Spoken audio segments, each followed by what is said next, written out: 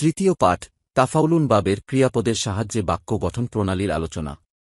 তাফাউলুন বাবের ক্রিয়াপদগুলো: التعلم تعلم يتعلمت تعلمت يتعلمت تعلمت يتعلم يتتعلم تتعلم يتتعلمين أتعلم تعلم يتعلمه لا تتعلم يا لا تتعلمي التنور تنور يا تنورت تنورت يا تنورت تنورت يتنور يا تتنور تتنور يا تتنورين أتنور تنور يا تنوري لا تتنور يا لا تتنوري التصدق تصدق يا تصدقت تصدقت يا تصدقت تصدقت يتصدق يا تتصدق تتصدق يا تتصدقين أتصدق تصدق يا تصدقت لا تتصدق يا لا تتصدقت التقبل تقبل يا تقبلت تقبلت يا تقبلت تقبلت يتقبل يا تتقبل تتقبل يا تتقبلين أتقبل تقبل يا تقبلي لا تتقبل يا لا تتقبلي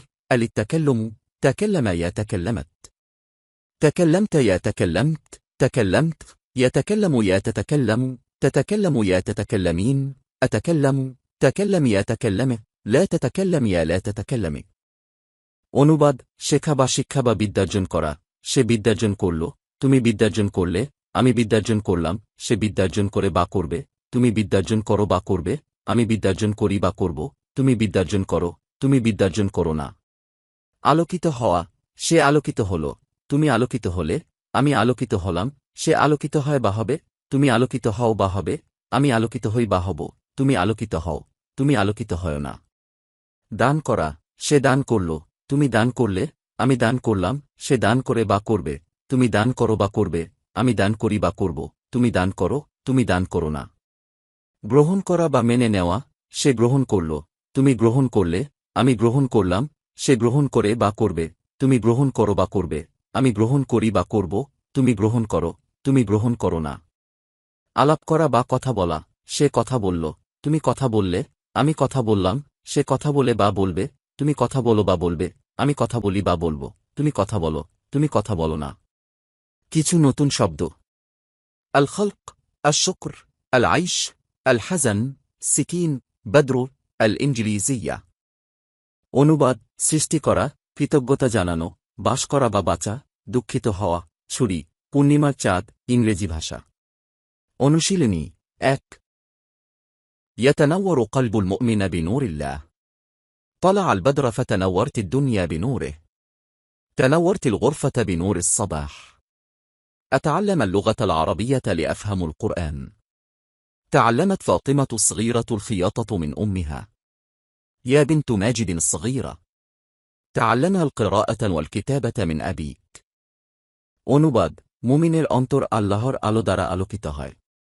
পূর্ণিমার চাঁদ দুনিয়ার আলো দ্বারা আলোকিত হয়ে উদিত হয়েছে। কামরাটি সকালের আলো দ্বারা আলোকিত হয়েছে। আমি কুরআন শরীফ বুঝার জন্য আরবি ভাষা শিখব। ছোট ফাতেমা তার মার কাছ থেকে সেলাই কাজ শিখেছে। হে মাজেদের ছোট মেয়ে, তুমি তোমার পিতার কাছ থেকে পড়ালেখা শিখো।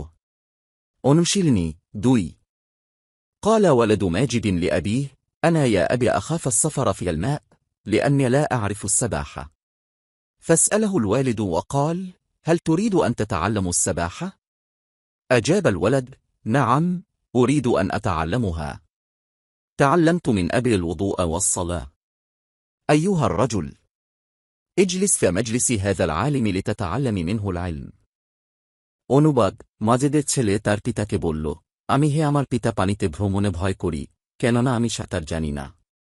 অতঃপর তাকে পিতা প্রশ্ন করল ও বলল, তুমি কি সাঁতার কাটা শিখতে চাও? ছেলেটি উত্তর দিল, হ্যাঁ আমি তা শিখতে চাই। আমি আমার পিতার কাছ থেকে অজু ও নামাজ শিখব।